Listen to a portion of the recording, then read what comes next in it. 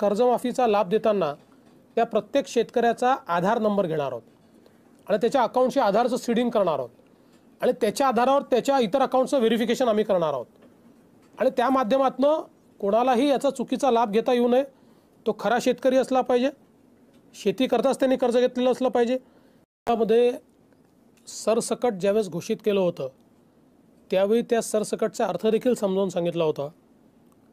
आपण पहिल्यांदा असं म्हणत होतो की अल्पभूधारक शेतकऱ्यांना कर्जमाफी दिली पाहिजे, पण हे आमच्याही लक्षात आणून दिलं की अनेक शेतकरी हे अल्पभूधारक नाहीत पण त्यांच्यावर कर्ज आहे आणि ते थकीत झालेले आहेत।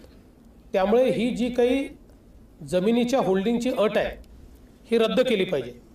आपण जर बघितलं तर पंजाबमध्ये 5 एकरापर्यंत केलेली आहे, तेलंगणाने अल्पभूधारक केलेली आहे, कर्नाटकने केवळ जिल्हा बँकेतनं ज्यांना कर्ज मिळालं त्यांची केली आहे, आंध्र प्रदेशने 2 हेक्टरपर्यंतची केली आहे।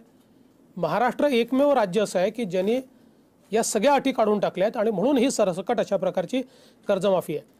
आता जर कोणी असं म्हटलं की सरसकटचा अर्थ चालूही करा थकीतही करा, तर केवळ मी आकडा सांगतो की जवळजवळ 1,40,000 कोटी रुपयाचं कर्ज आपण वाटलं आहे आणि 1,40,000 कोटी रुपयाचं राज्य सरकारचं उत्पन्न देखील नाही आहे।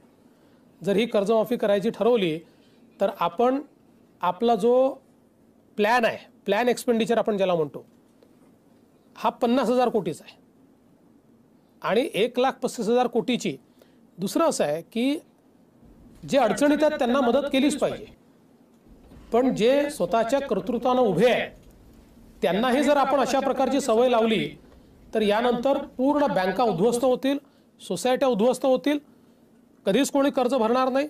आज बघा आत्महत्या कुठल्या जिल्ह्यांमध्ये आहेत, ज्या जिल्ह्यातल्या बँका संपल्या, जिथे बँका आहेत तिथे आत्महत्या कमी आहेत आणि जिथल्या बँका जिल्हा बँका संपल्या त्या ठिकाणी आत्महत्या वाढल्या। आणि म्हणून या बँकाही टिकल्या पाहिजेत, आपल्या संस्थाही टिकल्या पाहिजेत आणि शेतकऱ्याला मदतही झाली पाहिजे। शेवटी आपल्याजवळ जर 5 रुपये असतील तर त्या 5 रुपयात जर सगळं आपल्याला संसार चालवायचा असेल तर पहिल्यांदा आपण मदत कोणाला करू, जो अत्यंत हलाखीच्या स्थितीत आहे त्याला करू, मग त्याच्यानंतर त्यापेक्षा थोडा बरा आहे, मग थोडा बरा आहे, जो ठीक आहे त्याला असं सांगू की बाबा तुला आत्ता करता येत नाही कारण 5च रुपये आमच्याजवळ आहे। तेच तत्व याच्यामध्ये लावलेलं आहे आणि म्हणूनच मी सांगितलं की तरी देखील इतर राज्यांच्या तुलनेमध्ये किंवा या महाराष्ट्रात यापूर्वी झालेली कर्जमाफी ही फक्त 6,900 कोटी रुपयाची होती, त्या तुलनेमध्ये प्रचंड मोठी ही कर्जमाफी करायचा प्रयत्न आपण केला। एकूण 1,34,00,000 खातेदार शेतकरी आहेत।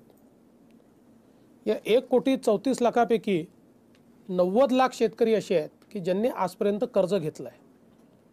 बाकी एक तर त्यांना कर्जाची आवश्यकता नाही किंवा ते शेती करत नाहीत, ती पडीक जमीन ठेवलेली आहे, अशा प्रकारचे किंवा काही मोठे लोक आहेत ज्यांची शेती आहे ज्यांना कर्जाची आवश्यकता नाही आहे।